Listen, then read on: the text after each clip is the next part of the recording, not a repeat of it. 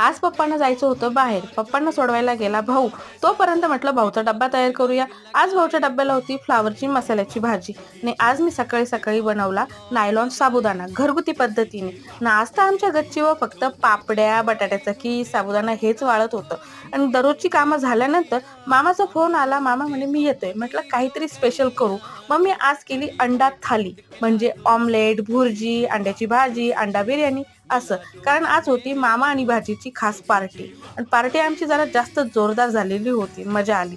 आणि काय झालं, जेवण झाल्यानंतर मामा आणि मम्मी मस्त टाईट म्हणजे झोपला गेले डायरेक्ट. जेवण इतकं भारी झालं आणि मी गेली भांडे घासायला. भांडे घासून झाल्यानंतर वरची जी कामं होती ना साफसफाईची ती करून घेतली ना. आता आमच्या वट्यावरती तारे जमीन पर आणि सावलीमध्ये खूप भारी वाटत होतं. त्यानंतर दुपारी मी आईस्क्रीमचा व्हिडिओ केला, खजूर आईस्क्रीम. तो माझ्या दुसऱ्या चॅनलवर तुम्हाला दिसेलच. मामा गेला आणि व्हिडिओ तुमच्याबरोबर शेअर केला.